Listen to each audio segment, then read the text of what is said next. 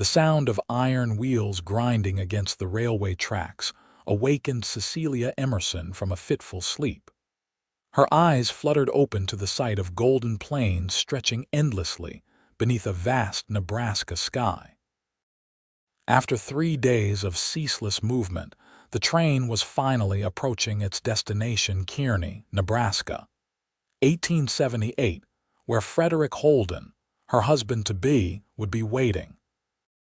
Cecilia smoothed the wrinkles from her blue cotton traveling dress and touched the cameo brooch at her collar, a parting gift from her mother.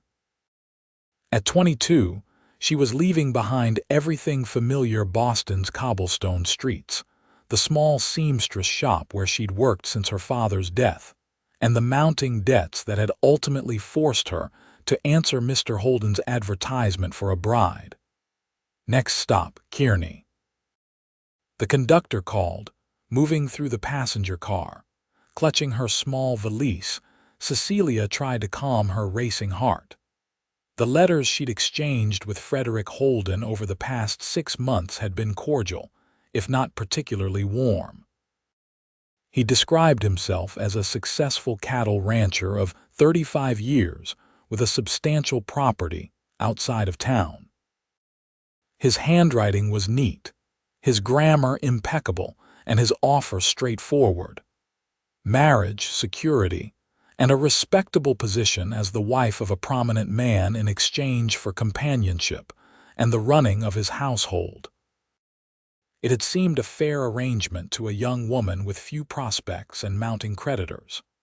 Now, as the train slowed and the wooden buildings of Kearney came into view, doubt gnawed at her resolve. The platform was crowded when Cecilia descended the train steps. Women in calico dresses, men in dusty work clothes, and a few well-dressed merchants created a sea of unfamiliar faces. She searched for the man who matched the vague description Frederick had provided, tall with brown hair and a mustache, wearing a black hat. Miss Emerson. A gravelly voice cut through the noise. Cecilia turned to face a man who towered over her by at least a foot. He wore an expensive suit that strained against his broad frame, and his mustache was meticulously waxed. Though she recognized the physical traits Frederick had described in his letters, something about his hard eyes made her stomach tighten. "Mr. Holden?" she asked, extending her gloved hand. He ignored her hand and instead scrutinized her from head to toe. "You're smaller than I expected," he said flatly. "Get your luggage. I've got business in town and can't waste the day." Cecilia's cheeks flushed with embarrassment. "I believe this is all of it," she said, indicating her valise and the trunk a porter was unloading. Frederick's mouth twisted into something between a grimace and a smile. "That's all? Well, I suppose it's better than arriving with nothing." He signaled to a boy lounging nearby. "Take the lady's trunk to my wagon." As Cecilia followed Frederick through the bustling station, her earlier optimism faded. This wasn't the respectful greeting she'd anticipated, but perhaps he was simply tired or preoccupied with business matters. The wagon ride to Frederick's ranch was conducted in uncomfortable silence. Cecilia attempted conversation several times, commenting on the beauty of the landscape or asking about the property, but Frederick responded with grunts or single-word answers. Eventually, she fell silent, watching as the town receded and the open prairie stretched before them. After an hour's journey, they crested a hill, revealing a sprawling ranch below. A large white house with a wraparound porch stood apart from several outbuildings and corrals. Cattle dotted the distant pastures, and smoke rose from the chimney of what appeared to be a bunkhouse. "Your home is impressive, Mr. Holden," Cecilia offered. "It should be. Cost enough," he replied without looking at her. "You'll be expected to keep it that way." As they approached the house, Cecilia noticed a thin woman in a faded dress sweeping the porch. The woman straightened as the wagon rolled up, her face expressionless. "That's Mrs. Winters, the housekeeper," Frederick said. "She'll show you around. I've got work to attend to." Before Cecilia could respond, he had jumped down from the wagon and stalked toward one of the barns, leaving her sitting alone. Mrs. Winters approached the wagon, her gray hair pulled back in a severe bun. "You'd be the new missus then," she said, her voice neither friendly nor hostile. "Not yet," Cecilia replied, climbing down. "The wedding isn't until next week." Mrs. Winters gave her a look that contained something like pity. "Come along then. I'll show you to your room." The interior of the house was as impressive as its exterior. Expensive furniture, oriental rugs, and oil paintings adorned the rooms. Yet despite its grandeur, it felt cold and unwelcoming. "Mr. Holden likes everything just so," Mrs. Winters explained as they climbed the stairs. "Breakfast at 6 sharp, dinner at noon, supper at 6 in the evening. He doesn't tolerate tardiness." The older woman opened a door to reveal a spacious bedroom with a 4-poster bed and heavy curtains. "This will be yours until the wedding. After that, you'll move to the master suite with Mr. Holden." Cecilia nodded, placing her valise on a chair. "Thank you for your help, Mrs. Winters." The housekeeper lingered in the doorway. "Miss, if you don't mind me saying so, Mr. Holden can be particular. Best to learn his ways quickly." With those cryptic words, she left Cecilia alone in the silent room. Sinking onto the edge of the bed, Cecilia fought back tears. This wasn't how she had imagined her arrival, but she had made her choice. She would make the best of it. The days that followed did little to improve Cecilia's impression of her future husband. Frederick was often absent, and when present, he was demanding and critical. He found fault with her appearance, her Boston accent, and her lack of knowledge about ranch life. Their meals together were spent with him issuing directives about how she would conduct herself as Mrs. Holden. "You'll need to learn to ride properly," he informed her over breakfast on the third day. "No side saddle nonsense, and you'll need to understand the business. I won't have a wife who can't tell the difference between good stock and bad." "I'm willing to learn, Mr. Holden," Cecilia assured him. "See that you do," he replied, returning to his newspaper. "I'm leaving for 2 days to see about buying more land. Mrs. Winters will continue your orientation to the house." After Frederick departed, Cecilia spent her time exploring the ranch and trying to make herself useful. Mrs. Winters kept her at a distance, though she wasn't unkind, and the ranch hands tipped their hats respectfully when they saw her but said little. On the afternoon of Frederick's absence, Cecilia decided to walk to the creek that ran along the edge of the property. The June sun was warm, but a breeze made the day pleasant. As she approached the water, she noticed a man crouched by the bank, filling a canteen. He stood when he heard her approach, tall and lean, with sun-darkened skin and eyes the color of the sky.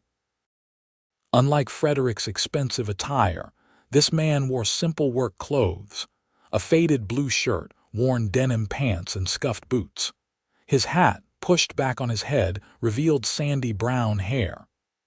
"Afternoon, madam," he said, his voice warm and unexpectedly gentle for a man of his size. "You must be Miss Emerson," Cecilia nodded. "Yes, and you are, Nathan Blackburn, madam. I work the north section of Mr. Holden's ranch." He gestured to a chestnut horse grazing nearby. "That's Rusty." "It's a pleasure to meet you, Mr. Blackburn," Cecilia replied, struck by the openness of his expression compared to Frederick's perpetual scowl. "Most folks call me Nate," he said with a smile that transformed his face, crinkling the corners of his eyes. "Are you settling in all right?"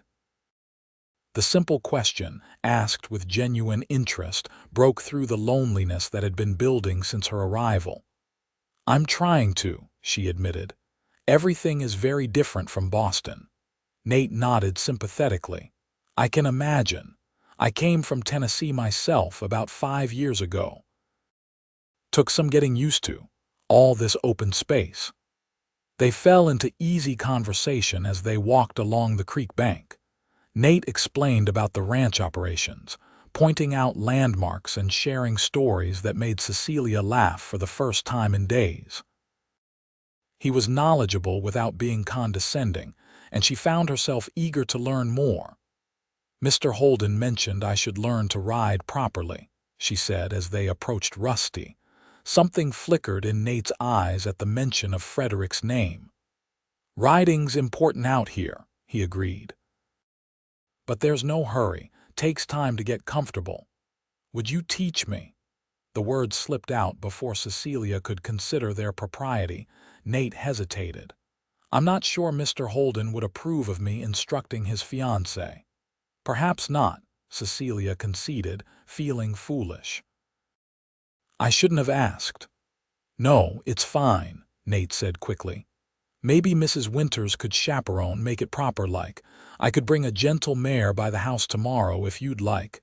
Cecilia smiled gratefully. "I would like that very much, Mr. Blackburn." Nate. They parted ways as the sun began to set, Cecilia returning to the main house, and Nate riding toward what he'd explained was his cabin on the north edge of the property. For the first time since arriving in Kearney, she felt a spark of hope that she might eventually belong in this strange new world. The next morning, true to his word, Nate arrived at the main house leading a dappled gray mare. Mrs. Winters, after some persuasion, agreed to sit on the porch and observe as Nate gave Cecilia her first riding lesson in the front paddock. "This here's Willow," Nate said, stroking the mare's neck. "She's got a sweet temperament and smooth gait, perfect for beginners." Cecilia approached the horse cautiously, her heart racing. The animals she'd encountered in Boston had been primarily carriage horses, viewed from a distance. "She won't bite," Nate assured her with a smile. "Here, hold your hand flat with this apple piece." Under his patient guidance, Cecilia soon found herself stroking Willow's velvety nose, then learning how to check the saddle and mount properly. By midday, she was walking the horse around the paddock, her initial fear replaced by exhilaration. "You're a natural, Miss Emerson," Nate called as she completed her third circuit. Cecilia couldn't suppress her delighted laugh. "I feel like I'm flying." Their lesson was cut short by the unexpected return of Frederick. His wagon rolled up the drive, and his expression darkened at the sight of Cecilia atop the horse with Nate holding the lead rope. "What's this?" he demanded, striding toward them. "Mr. Holden," Cecilia said, suddenly nervous. "You mentioned I should learn to ride." Mr. Blackburn was kind enough to provide instruction. Frederick's gaze shifted between them, his jaw tight. "Blackburn, don't you have work to do on the north section?" "Yes, sir," Nate replied evenly. "Just thought I'd help Miss Emerson get comfortable with riding since you mentioned it was important." "I'll decide what's important for my wife," Frederick snapped. "Cecilia, dismount immediately. That's not an appropriate horse for a lady." Nate stepped forward to help Cecilia down, his hands steady at her waist. The brief contact sent an unexpected warmth through her, one that she quickly tried to dismiss. "Thank you for the lesson, Mr. Blackburn," she said formally, aware of Frederick's watchful eyes. Nate nodded, his expression carefully neutral. "My pleasure, Miss Emerson." He turned to Frederick. "I'll get back to the north section now, Mr. Holden." As Nate led Willow away, Frederick gripped Cecilia's arm. "You will not spend time alone with my ranch hands," he hissed. "It's unseemly and reflects poorly on me." "Mrs. Winters was chaperoning," Cecilia protested, wincing at his tight grip. "And you said yourself I needed to learn. Don't argue with me," Frederick cut her off. "I'll arrange proper riding lessons with Mrs. Bedford from town. A lady who knows how to instruct other ladies." That evening, as Cecilia sat at the dinner table across from Frederick, She struggled to reconcile the man before her with the one who had written those measured, respectful letters. Everything about him seemed calculated to intimidate: his rigid posture, his sharp commands to Mrs. Winters as she served, the way his eyes narrowed whenever Cecilia spoke. "The wedding preparations are in order," he informed her between bites of beef roast. "Pastor Wilson will perform the ceremony at the church in town. I've invited the important families of Kearney. You'll represent me as my wife, so I expect you to conduct yourself accordingly." "Yes, Mr. Holden," Cecilia replied mechanically. Frederick put down his fork. "After we're married, you will address me as Frederick, and I expect you to demonstrate more enthusiasm. This arrangement benefits you considerably, as I'm sure you're aware." Cecilia forced herself to meet his gaze. "Of course. I apologize if I seem ungrateful." Something like satisfaction crossed his face. "Good. Now, tomorrow I'll be showing you the accounts. As my wife, you'll need to understand the financial aspects of running this ranch." The following days fell into a pattern. Frederick would lecture Cecilia on various aspects of the ranch business in the mornings, quiz her on what she'd learned over lunch, then leave her to study ledgers and inventories in the afternoon while he attended to business.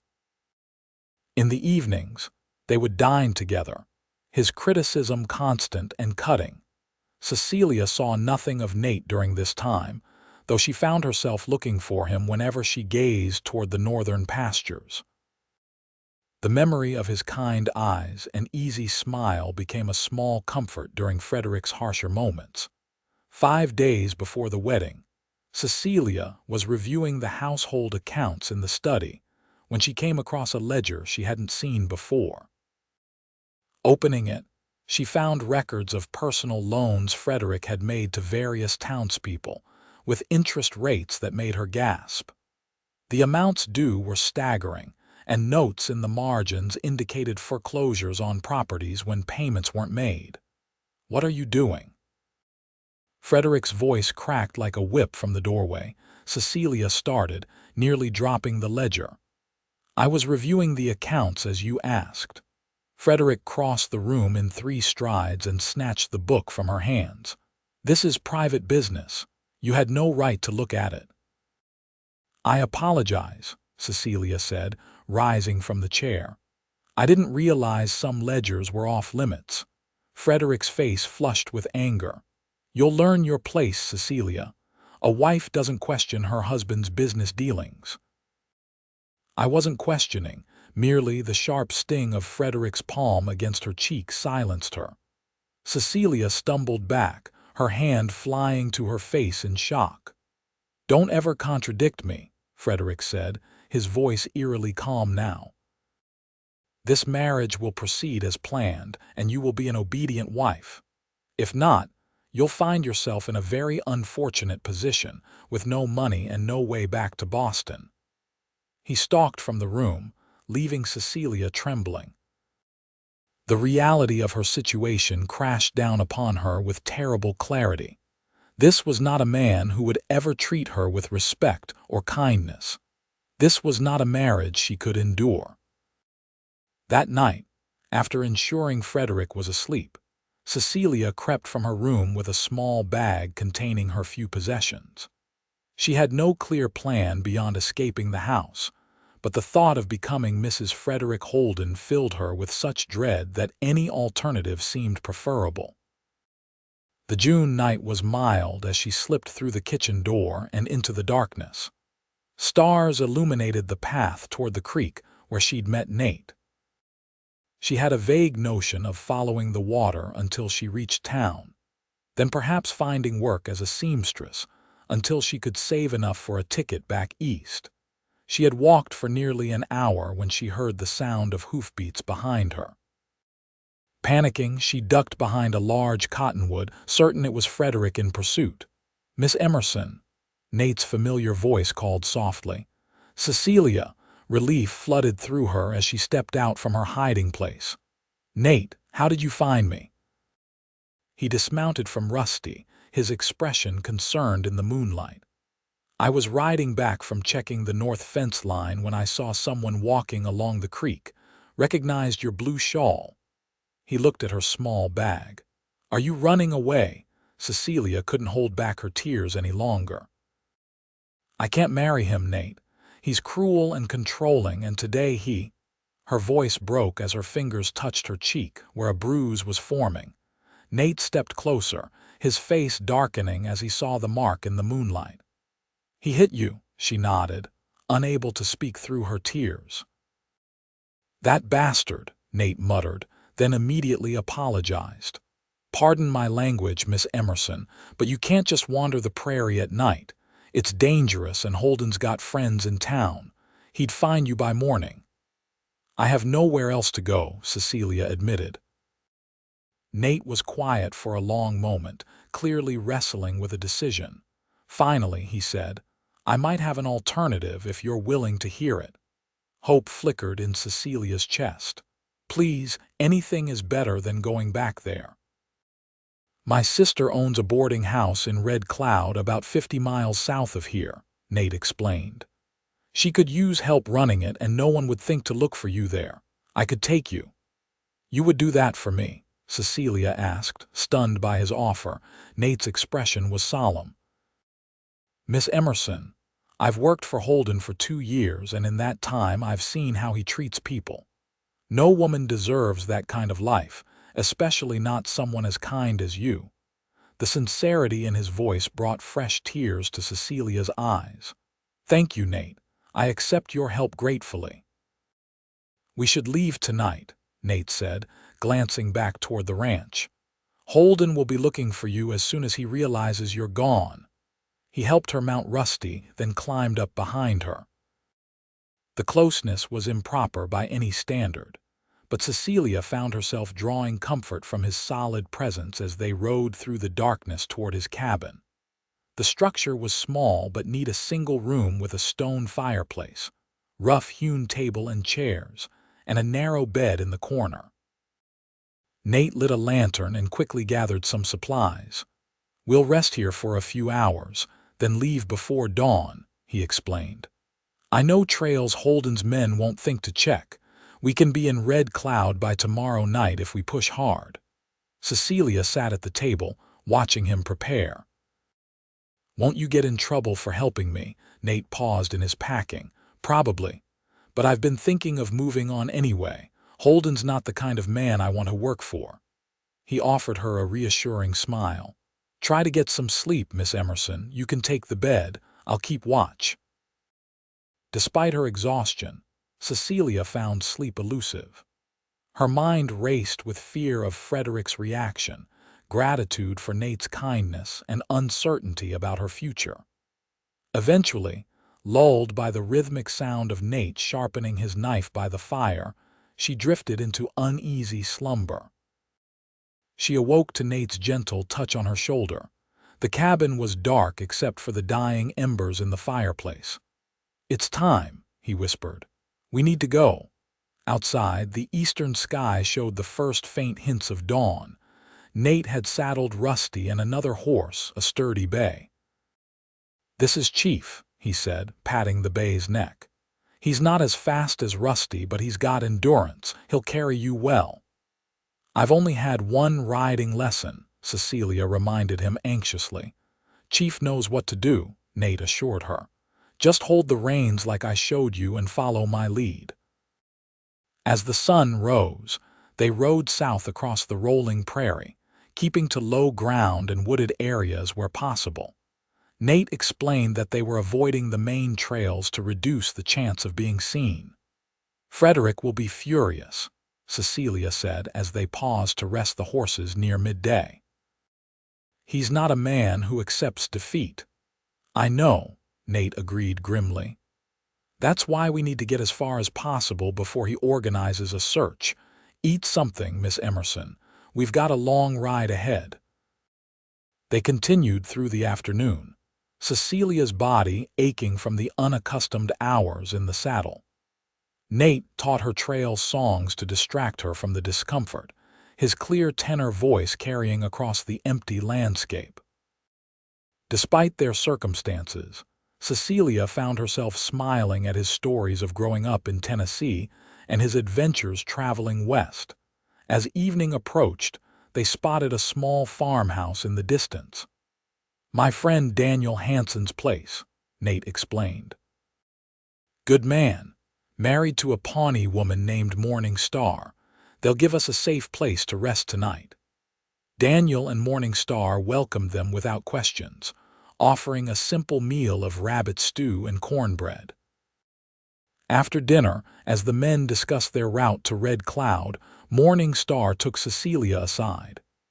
"Your face," she said gently, touching the bruise on Cecilia's cheek. "A man did this," Cecilia nodded, embarrassed.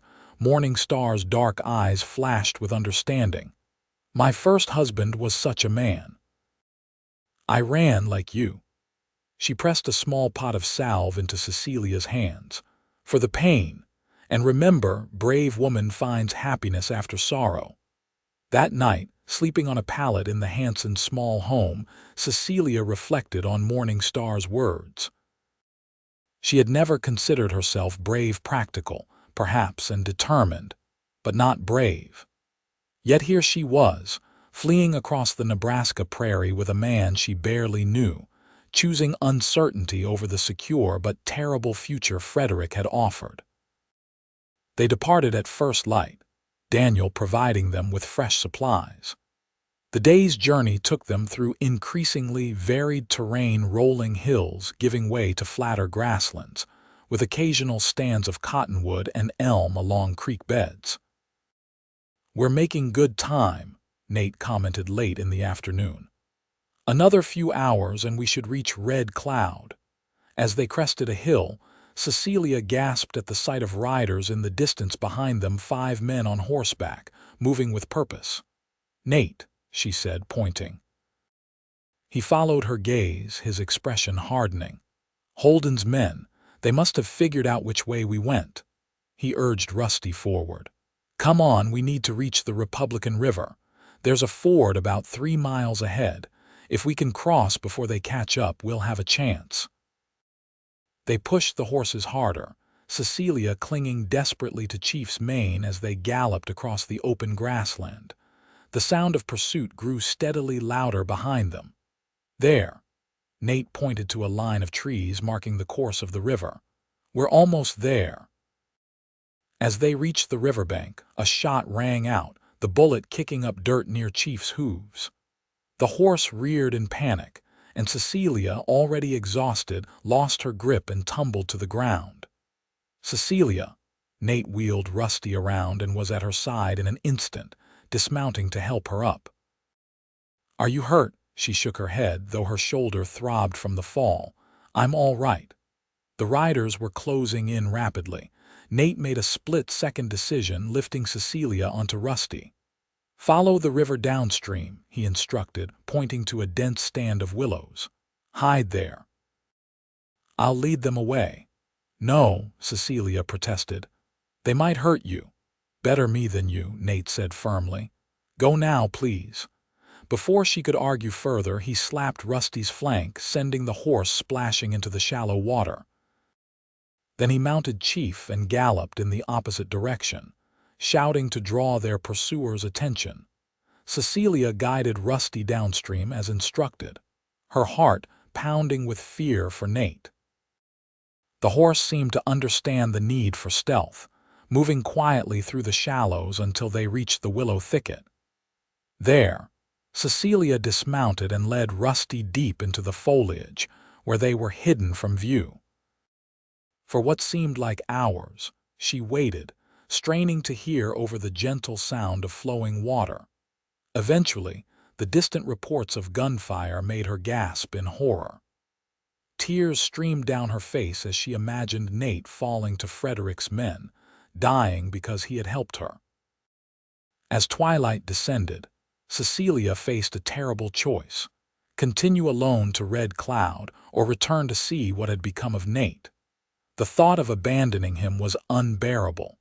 Leading Rusty back along the riverbank, She moved cautiously toward the area where they had separated. The scene that greeted her made her blood run cold. Chief was grazing nearby, apparently unharmed, but there was no sign of Nate or their pursuers. Following hoofprints in the soft earth near the river, she came upon a small clearing where signs of a struggle were evident: trampled grass, a discarded hat, and most alarming, dark stains that could only be blood. "Nate," she called softly, fear constricting her throat. A rustling from behind a fallen log made her jump. Then, to her immense relief, Nate emerged, pressing a bandana to his bleeding forehead. "Miss Emerson," he said weakly, "you shouldn't have come back." Cecilia rushed to his side, helping him sit. "You're hurt. What happened?" "Holden's men caught up to me," he explained, wincing as she gently removed the bandana to examine his wound. "But I managed to convince them I was alone, that I'd helped you board a train to Denver this morning. They didn't believe me at first, but," he gestured to his injury. "One of them got a bit enthusiastic with his pistol butt. Must have decided I was telling the truth when they couldn't find you." "They could have killed you," Cecilia whispered, horrified. "Holden wants you back, not a dead cowboy on his conscience," Nate replied. "They rode off toward the west about an hour ago. We should be safe to continue to Red Cloud now, though we'll have to wait until morning. I don't think I can stay in the saddle much longer." They made a simple camp by the river, Nate showing Cecilia how to gather firewood and start a small, smokeless fire. As night fell, they shared the last of Daniel and Morning Star's provisions. "Why did you help me?" Cecilia asked finally, the question that had been on her mind since their escape. "You've risked everything for a woman you barely know." Nate was quiet for a long moment, staring into the flames. "My mother was in a situation like yours," he said eventually. "Married a man who seemed respectable but turned out to be cruel. She endured it for years for my sake and my sister's. By the time she finally left him, he'd broken more than her spirit." His voice grew rough with emotion. "I promised myself I'd never stand by and watch that happen to another woman if I could help it." Cecilia reached across the fire to touch his hand. "Thank you, Nate. I don't know how I'll ever repay your kindness." His fingers curled around hers. "Just live a good life, Miss Emerson. That'll be payment enough." The warmth of his touch and the sincerity in his eyes stirred something in Cecilia's heart, a feeling so different from anything she'd experienced with Frederick that she scarcely recognized it. Embarrassed by the intensity of her reaction, she withdrew her hand and busied herself with arranging her bedroll. They reached Red Cloud the following afternoon, a dusty town nestled along the Republican River. Nate led the way to a 2-story clapboard building on the main street, a hand-painted sign identifying it as Blackburn Boarding House. A tall woman with Nate's same sky-blue eyes burst through the front door as they approached. "Nathan Blackburn, where have you been?" she exclaimed, then stopped short at the sight of his bandaged head and their trail-worn appearance. "What on earth happened?" "Hello, Sarah," Nate said, dismounting carefully. "This is Miss Cecilia Emerson. She needs a place to stay and work if you're still looking for help." Sarah Blackburn's sharp gaze took in Cecilia's fine dress, now dirty and torn, and the fading bruise on her cheek. Understanding dawned in her expression. "Of course," she said, her voice softening. "Come inside, both of you. You look like you could use a hot meal and a proper rest." Over bowls of beef stew in the boarding house kitchen, Nate explained their situation to his sister, omitting no details about Frederick's cruelty or the dangerous escape. "Frederick Holden," Sarah mused. "The name's familiar. Doesn't he have business interests in Red Cloud as well?" Nate nodded grimly. "That's why we need to be careful. If he discovers Cecilia is here, he might try to force her to return." "He has no legal right to do that," Sarah pointed out. "They're not married." but I did sign a contract agreeing to marry him in exchange for my passage west, Cecilia admitted. And he paid my debts in Boston.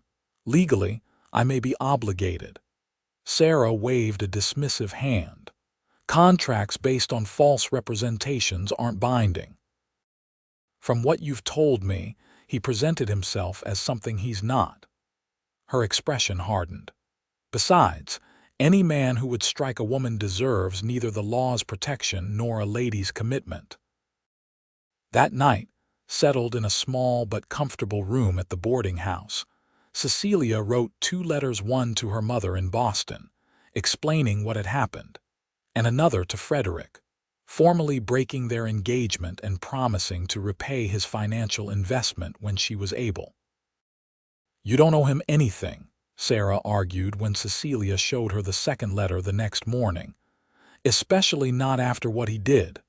"Perhaps not," Cecilia agreed, "but I need to close this chapter properly for my own peace of mind."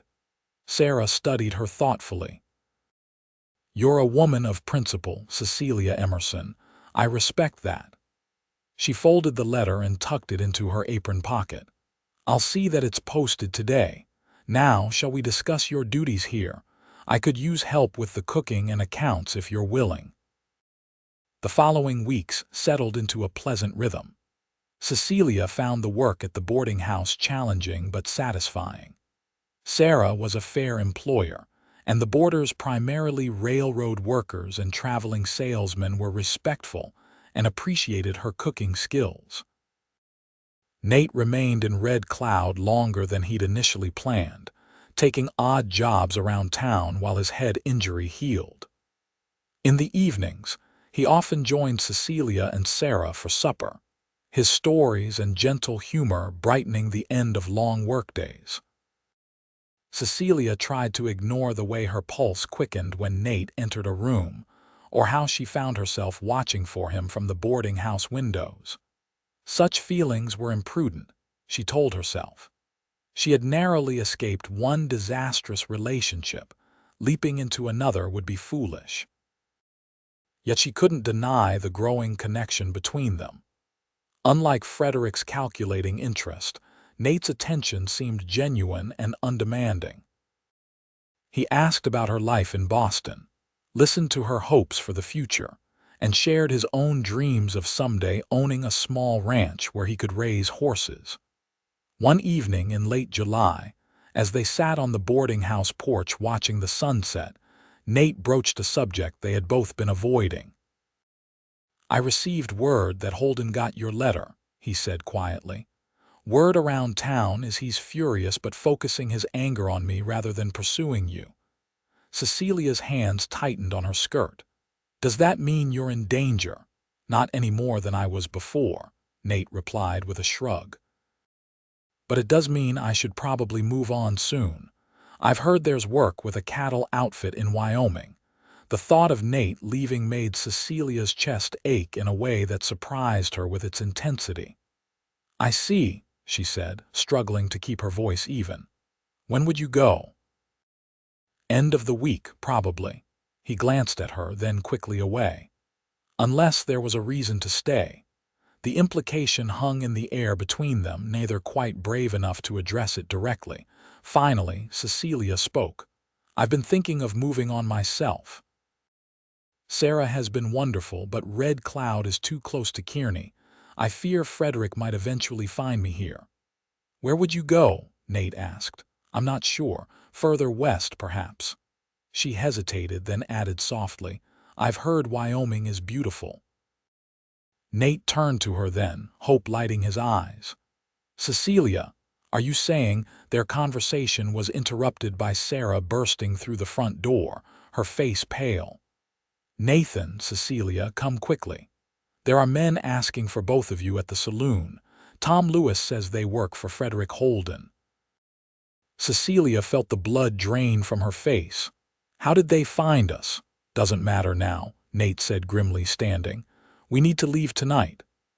"I've already packed some supplies," Sarah said, leading them inside. "Tom's bringing horses around back. You can take the trail along the river. then cut west toward the Republican Fork. Within the hour, Cecilia found herself once again fleeing through the darkness with Nate, this time on unfamiliar horses borrowed from Sarah's friend. They rode hard through the night, following the winding course of the river until they were miles from Red Cloud. As dawn broke, they stopped in a sheltered grove to rest the horses. Exhaustion and fear had left Cecilia trembling. Nate built a small fire and wrapped his coat around her shoulders. "I'm so sorry, Cecilia," he said, his face drawn with guilt. "If I hadn't helped you, you wouldn't be running for your life again." "Don't say that," she replied fiercely. "If you hadn't helped me, I'd be married to that monster now. I'd rather face uncertainty with you than security with him." The words hung between them, more revealing than she had intended. Nate's expression softened, and he reached out to gently touch her cheek. "Cecilia," a gunshot cracked through the morning stillness, the bullet splintering the tree trunk inches from Nate's head. They scrambled for cover as two riders emerged from the trees, Frederick Holden himself and one of his ranch hands. "There you are, my dear fiancé," Frederick called, his voice cold with fury. "And her gallant rescuer.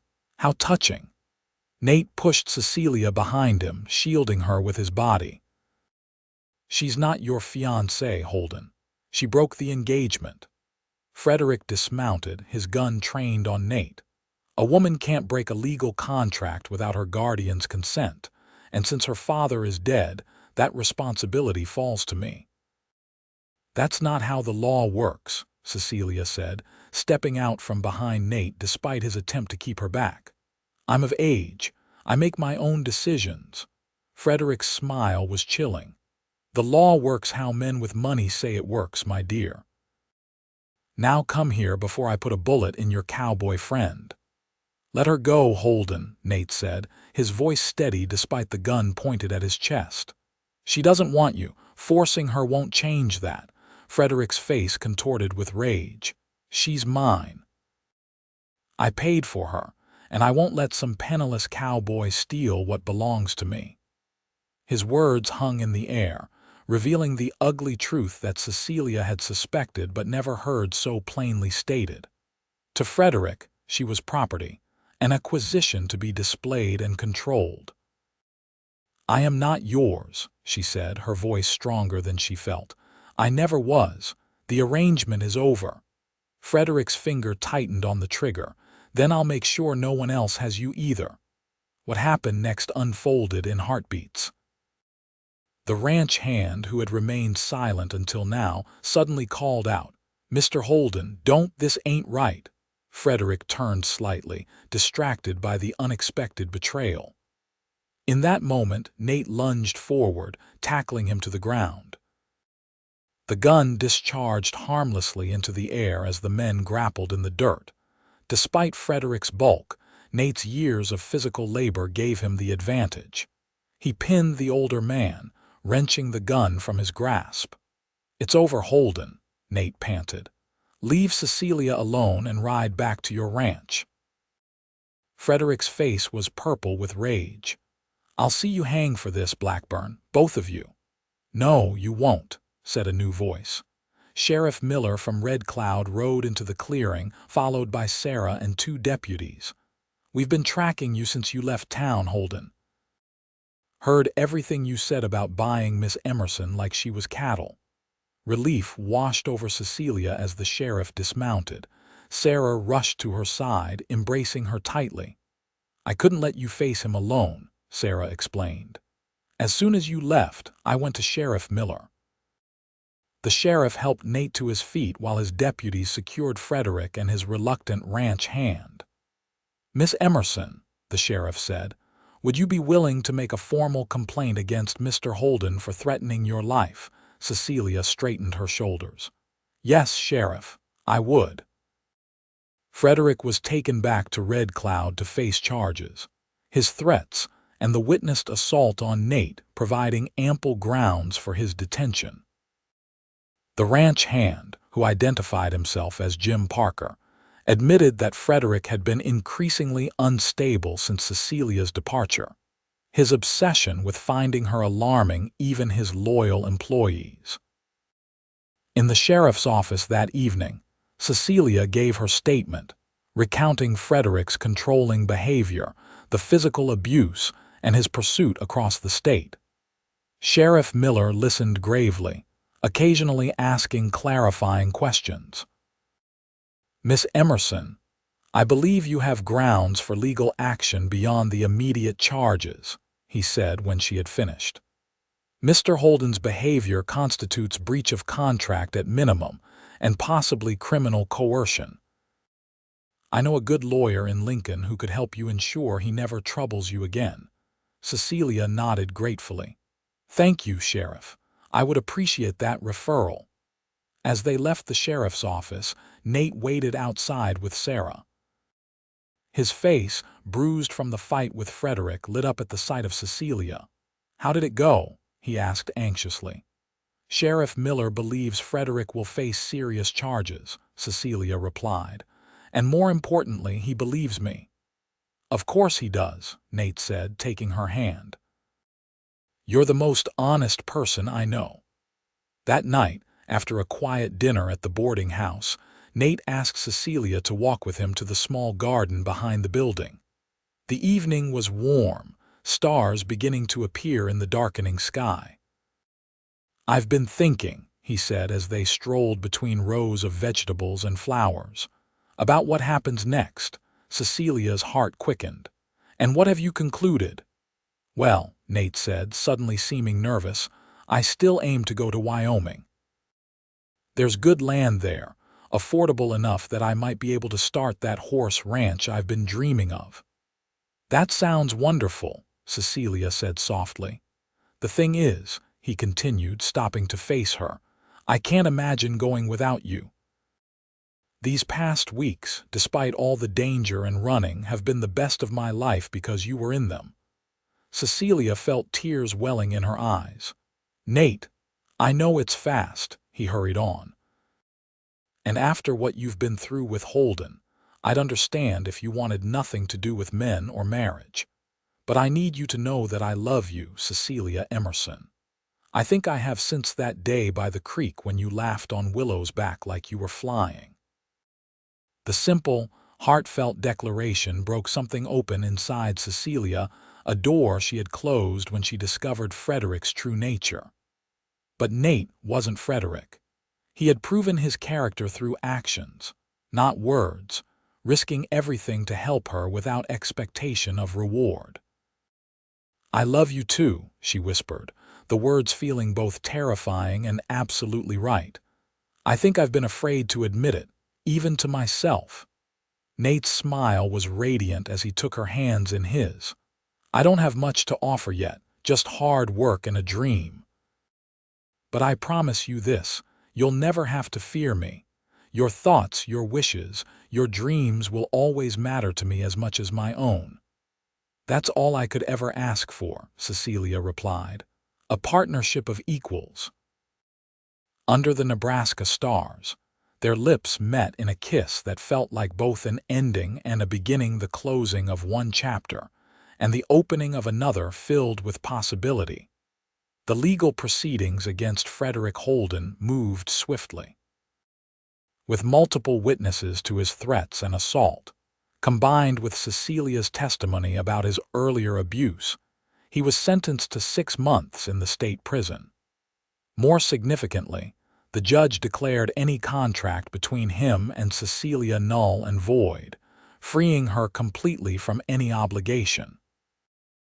In a surprising turn of events, several of Kearney's citizens came forward with their own complaints about Frederick's business practices, leading to additional charges of usury and fraud. The man who had seemed so powerful was revealed to be built on a foundation of intimidation and deceit. By early September, Cecilia and Nate were making final preparations for their journey to Wyoming. They would marry first, a small ceremony in Sarah's boarding house with Sheriff Miller and his wife as witnesses. The evening before the wedding, A letter arrived for Cecilia from Boston, her mother's response to the news she had sent months earlier. With trembling hands, Cecilia opened it, fearing disapproval or disappointment. Instead, she found pages of relief and support. Her mother wrote of her own unhappy first marriage to Cecilia's father, a union she had endured for propriety's sake. She blessed Cecilia's courage in escaping Frederick and finding love with Nate, enclosing a small sum of money as a wedding gift and a promise to visit them in Wyoming when circumstances allowed. "Good news?" Nate asked, finding Cecilia on the porch, the letter clutched to her chest. "The best," she replied, sharing its contents with him. "My mother understands, Nate. She's happy for us." He sat beside her, drawing her close. "Then we have everything we need." The wedding the next day was simple but joyous. Cecilia wore a new blue dress that Sarah had helped her make, with wildflowers in her hair instead of a veil. Nate, in a clean shirt and his best trousers, looked at her as though she were the most precious sight he had ever beheld. Their vows were straightforward promises of love, respect, and partnership. When the minister pronounced them husband and wife, the small gathering erupted in cheers. Cecilia Blackburn, the name still new and wonderful on her tongue, felt a happiness she had once thought impossible. 3 days later, they departed for Wyoming in a sturdy wagon purchased with their combined savings. Sarah stood on the boarding house porch waving until they were out of sight, her promise to visit in the spring easing the pain of farewell. The journey west was long but not arduous. October brought cooler days perfect for travel, and they made good time along the established trails. At night, they camped beneath the vast sky, planning their future by firelight. "What kind of house shall we build first?" Nate would ask, sketching ideas in the dirt with a stick. "Something small to start," Cecilia would reply practically, "but with room to grow." They reached the Laramie Valley as the first snow dusted the distant mountains. The land agent in Laramie City showed them several parcels before they found the one that spoke to them, both 100 acres with a creek running through it. Good grazing land bordered by aspen groves, with a view of the mountains that took Cecilia's breath away. The cabin they built that winter was indeed small, just one room with a stone fireplace, but to Cecilia it was a palace compared to the grand, cold house of Frederick Holden. Every log they placed, every nail they drove was an act of creation, building not just a home but a life together. By spring, they had 3 horses in the corral. Nate constructed Rusty, Chief, and a pregnant mare named Blossom. Cecilia planted a garden, and Nate began breaking ground for larger pastures. Sarah visited as promised, bringing news that Frederick Holden had left Nebraska upon his release from prison, his reputation and business in ruins. "Good riddance," was all Nate said on the matter, and Cecilia agreed. Frederick had become a shadow from the past, no longer holding power over her thoughts or fears. Their first child, a son they named Daniel after their friend who had helped them escape, was born the following winter. Holding her baby in the warmth of their expanded cabin, Cecilia marveled at the journey that had brought her here. "I was so afraid when I first came west," she told Nate as he sat beside her on the bed, his finger clasped in their son's tiny hand. "Terrified of the unknown. And now?" he asked, his eyes crinkling with the smile she had come to love so deeply. "Now I know that sometimes the unknown holds everything you've been searching for," she replied.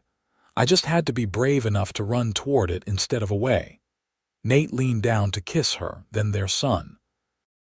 "You're the bravest person I know, Cecilia Blackburn, and the wisest." Outside their window, snow fell softly on the Wyoming landscape that had become home.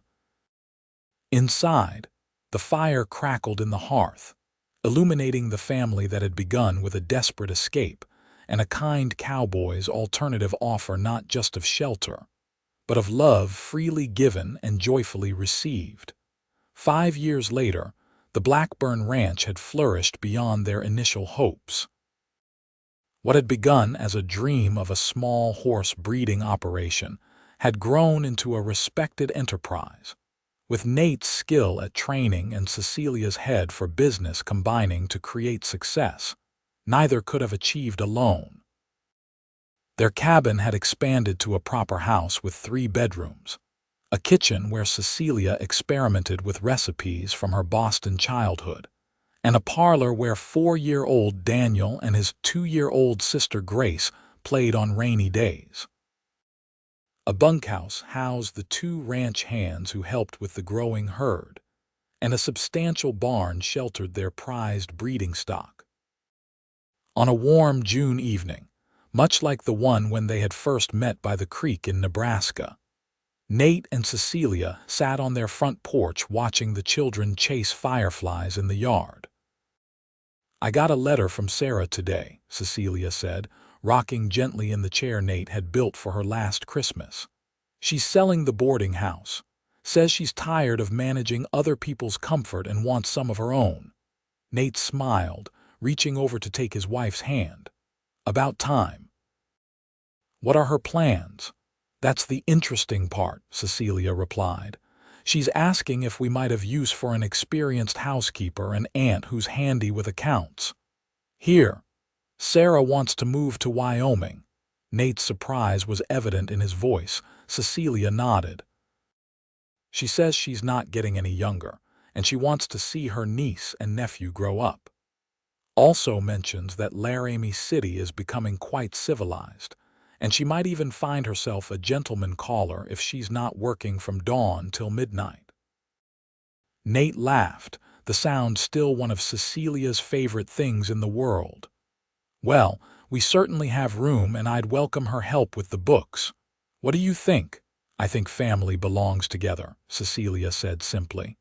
"And Sarah is family." They lapsed into comfortable silence, watching the sky turn gold then pink as the sun descended behind the mountains. Daniel had managed to catch a firefly and was showing it to his little sister, whose delighted giggles carried across the yard. "Do you ever think about how differently things might have turned out?" Nate asked suddenly. "If you had married Holden, if I hadn't been at the creek that day." Cecilia squeezed his hand. "Sometimes. But then I look at our children, at everything we've built together, and I can't imagine any other path." "Me neither," Nate agreed. "Still, it was a near thing. If you hadn't been brave enough to run that night, if you hadn't been kind enough to offer an alternative," she finished. "We saved each other, Nate, and we keep doing it every day." He leaned over to kiss her, his lips as warm and familiar as they were still thrilling after all these years. "Mrs. Blackburn, you are the best decision I ever made." "And you, Mr. Blackburn, are mine," she replied with a smile that held all the certainty and joy her younger self could never have imagined possessing. As darkness fell completely, they called the children in for supper. Later, after the little ones were tucked into bed with stories and kisses, Nate and Cecilia stood in the doorway of their home, arms around each other, looking out at the stars that had witnessed their journey from its desperate beginning to its contented present. Life on the frontier was never easy. There were harsh winters, dry summers, illness and hardship, but they faced each challenge together. Their partnership forged in those first perilous days of escape, growing stronger with each passing year. What had begun as a desperate alternative to a cruel fate had blossomed into a life richer than either had dared to dream. Not because it was perfect or free from struggle, but because it was built on choice and respect, on love freely given and gratefully received. And on quiet nights like this, when the Wyoming wind whispered through the aspen leaves and their children slept safely under their roof, Cecilia and Nate Blackburn knew with absolute certainty that they had found their true home not in a place, but in each other.